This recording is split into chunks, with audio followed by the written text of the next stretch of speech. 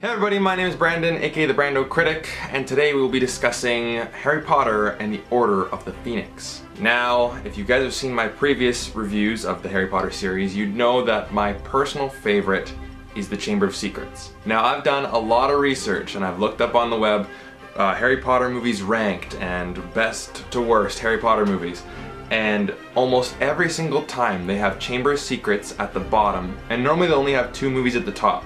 They'll have either Prisoner of Azkaban and Order of the Phoenix. People love Order of the Phoenix. So, with that being said, unpopular opinion here, but this is one of my least favorite Harry Potter movies.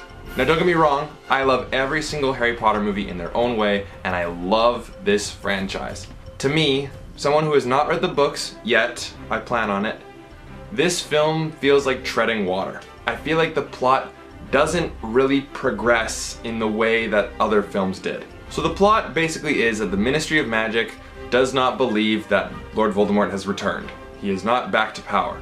So, with the fear, with Harry Potter talking about it and all this rumblings of, oh, Voldemort's back, well, this guy lies, we just want to try to keep it down, like, you know, it's kind of meta about the real world in a way where we just want to silence the people that are speaking up about certain topics. So the way they silence all the students at Hogwarts, well, we need a new headmaster.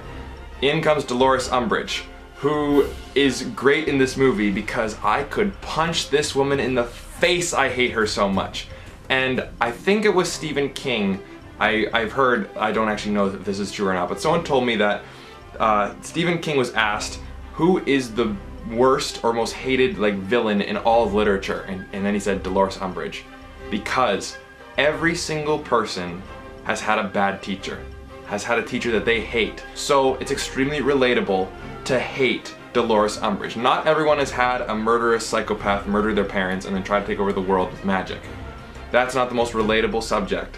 Dolores Umbridge is a bitch, and I hate her, and she does a great job in this movie. So with her tampering with things at Hogwarts, Harry and friends need to find a way how to, protect themselves and get ready for the war that's going to happen. So they create, Dumbledore's army, and in the Room of Requirement, a room that just magically appears to people who need it the most, they decide, okay, we're going to train ourselves to fight against Voldemort. Which is great, but that's the movie. That's about it. And sure, Harry and Voldemort are linked, so to speak, Rey and Kylo Ren style, and he has to try to fight against that. But, it's entertaining to watch. I mean, anytime we go back to Hogwarts and we see Harry, Ron, Hermione, and Luna, and Neville, and Finnegan, and Dean, and Ginny, and all these characters, it's a treat to watch. But in terms of just the overarching story, and this is an unpopular opinion, but if these movies were not based on books, right? If these were just a series of films with no attachment to any literature whatsoever, I really think that they could have made Order of the Phoenix and Half-Blood Prince into one movie. I really do. I think if they trimmed out certain things and put them all into one movie, you'd get the same impact. So to me, the Order of the Phoenix, while entertaining because we are back in Hogwarts, it just wasn't as compelling to me as the other films in the series, and it wasn't as riveting, and I feel like the story just doesn't really go anywhere. Like the biggest change is that, okay, the students may be a little bit more ready for Voldemort, and these are spoilers obviously. The Ministry believes that he's back, Sirius Black is killed, and the prophecy. So just little things here and there that are important, but I still feel like they could have fit this into one movie with the Half-Blood Prince. And now I know, it is based on books, and we can't really do that. It's just that, I'm still gonna think to me this was the most forgettable Harry Potter movie. When watching it again with my sister, we're like, I feel like I'm watching another Harry Potter movie because I've seen this movie before, but it's forgettable. I forgot, oh yeah, there is a scene where Harry Potter's writing down, I must not tell lies, and it just shows up on his hand. Oh, there is a scene with Hagrid's giant brother with the bicycle bell. I have seen it, but it just totally goes over my head. When I think of Harry Potter, I think of the basilisk fight. I think of flying on Buckbeak. I think of, fighting the dragon in the Triwizard Tournament. I don't think of training in the Room of Requirement. I don't think of going to the Ministry of Magic and going through all the prophecies with all the prophecy balls. And or orbs, I shouldn't say prophecy balls, that sounds a little strange, doesn't it? Just nothing in this film really elevates it, for me, that is. I know a lot of people love this movie, and there's a couple reasons why I think that is, because there are some things that this movie does very well. One is that it kind of puts Ron and Hermione in the back seat.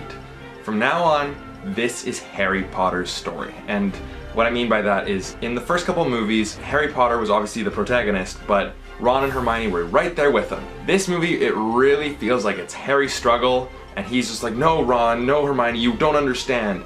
You know, this is Harry's movie. Also, I don't remember a single thing Ron did in this movie. I really don't. Even thinking about it right now, I can't think of anything that Ron did. In the Sorcerer's Stone, I remember, hey, pea-brain! And he's making all the jokes. She needs to sort out her priorities. Again, my terrible British accent. But in Chamber of Secrets, him like, eat slugs. And, you know, all these things are memorable. I watched it yesterday. I can't think of what Ron Weasley did in this movie.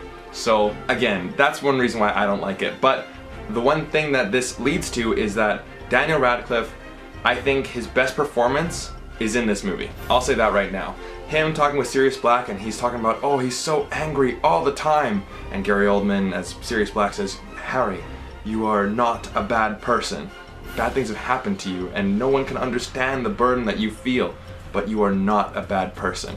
And I like the message, too, that, you know, even though he may be having some Voldemort tendencies because they are linked, he has love and friendship, and he's close to Ron, Hermione, Neville, Luna, and, you know, Sirius Black, Lupin, the Weasleys, and all the professors at Hogwarts, Hagrid, Professor McGonagall.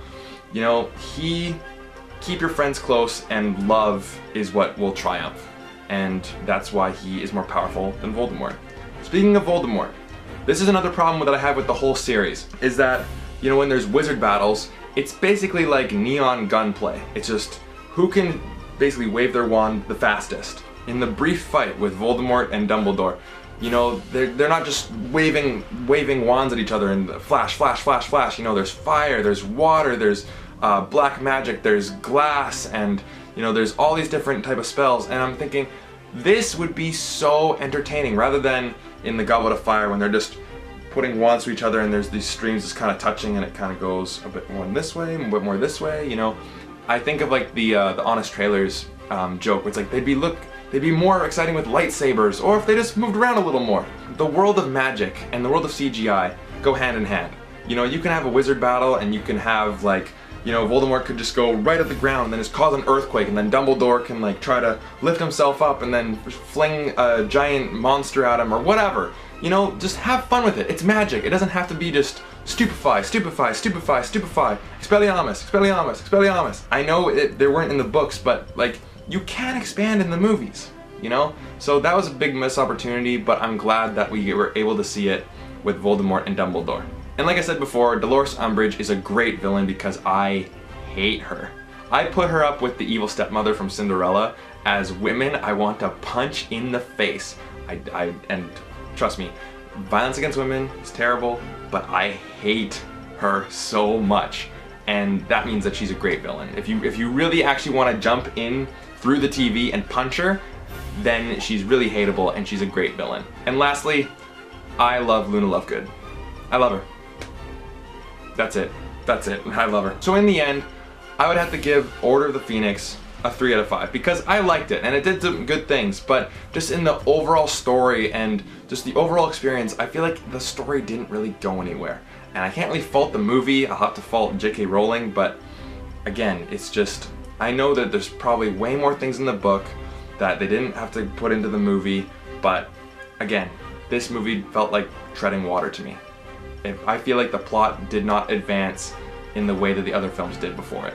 Anyways guys, thank you for sticking with me through all these Harry Potter movies. We got 3 more to go, and I'm gonna be asking this every single time, what's your favorite Harry Potter movie? And to the people who read the books, is there a certain book that is way better than the movie? And is there a certain movie that's way better than the book? I want to hear your guys' opinion down in the comments. And if you're new and want to see more, hit like and subscribe. And thank you so much for watching. Take care.